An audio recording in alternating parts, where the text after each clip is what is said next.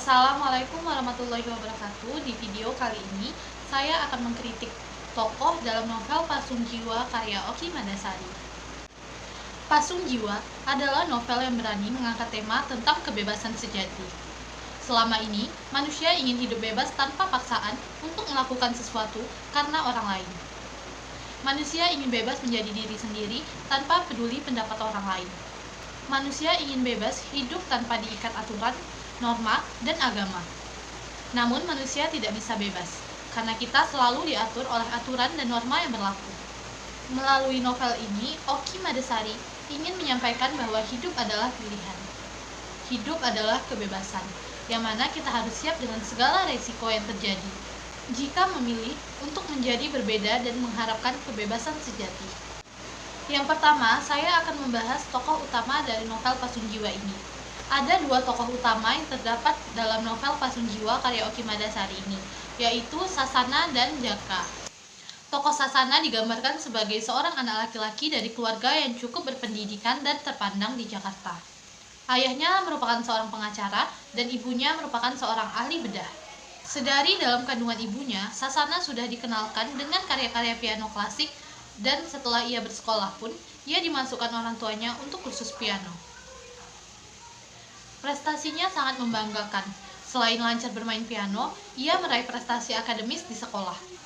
Saat memasuki SMA, ia menjadi korban pemerasan oleh kelompok geng di sekolah, di mana ia harus menyetor uang jajannya ke geng tersebut. Hingga suatu hari, ia dipukuli sehingga menyebabkan badannya remuk dan menggunakan tongkat ke sekolah.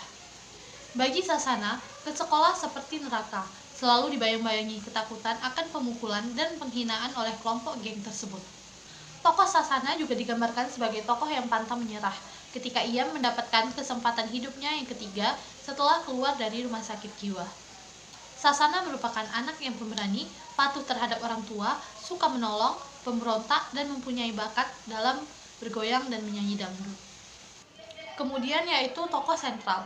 Tokoh sentral merupakan tokoh yang mengalami perubahan watak dan bisa lebih dari satu tokoh. Dalam novel Pasung Jiwa ini, yang termasuk tokoh sentral yaitu yang pertama yaitu Sasana, lalu ada Jaka, kemudian ada Ibu Sasana, lalu Ayah Sasana, Masita, Banua, dan Elis. Tokoh Ibu Sasana sendiri digambarkan sebagai ibu yang penuh kasih sayang dan mencintai anaknya dalam keadaan apapun. Meskipun pada awalnya dia otoriter dengan memaksa Sasana untuk berlatih piano dan marah apabila Sasana mendengarkan musik dangdut, tetapi pada akhirnya ibunya mengerti keadaan anaknya yang transseksual.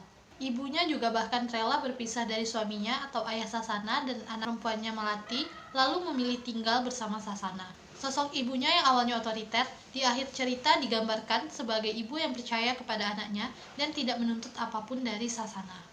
Sang ibu pun bahkan rela berhenti dari pekerjaannya sebagai ahli bedah untuk kemudian menjadi manajer dari Sasana sendiri. Lalu selanjutnya yaitu tokoh Ayah Sasana. Ayah Sasana ini digambarkan sebagai tokoh yang otoriter dan pemarah. Ayahnya juga selalu memaksa Sasana untuk bermain piano klasik dan melarangnya untuk menonton orkes dangdut. Masita merupakan seorang dokter yang mengadakan penelitian di rumah sakit jiwa di mana tempat Sasana dirawat. Masita digambarkan sebagai wanita yang ramah dengan pemikiran kritis. Meski begitu, ia memiliki jiwa pemberontak. Kemudian Banua. Banua merupakan salah seorang pasien rumah sakit jiwa di mana Sasana dirawat. Banua digambarkan sebagai seorang teman yang lebih tua dari Sasana. Dia memiliki sifat yang humoris dan periak. Dia juga memperjuangkan kebebasannya sama seperti Sasana. Lalu kemudian yaitu Elis. Elis merupakan sosok pelacur yang melayani para buruh pabrik dengan bayaran rendah. Menurutnya, menjadi pelacur bukan karena paksaan, melainkan suatu pilihan. Dia harus mengirimkan uang untuk kebutuhan anaknya. Sosok Elis ini digambarkan sebagai wanita yang tegar dan pemberani. Kemudian untuk tokoh pendukung dari novel Pasung Jiwa ini sendiri ada Cakman, kemudian ada Kalina, Leman, Memet, Amat, Marsini, Marginal. Cakman merupakan teman Cak J di Malang. Dia adalah seorang pemilik warung tempat Cak J dan Sasa bertemu. Ia memiliki seorang anak yang bernama Marsini, yang merupakan seorang buruh pabrik. Sosok Cakman sendiri digambarkan sebagai sosok yang mudah menyerah dengan keadaan dan hanya pasrah.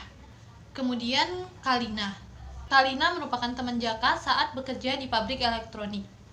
Sosok Kalina digambarkan sebagai seorang wanita yang pemberani dan mau melawan. Tokoh Leman digambarkan sebagai tokoh yang pasrah. Sedangkan Mehmet merupakan tokoh yang pasrah. Lalu Ahmad merupakan tokoh yang penurut.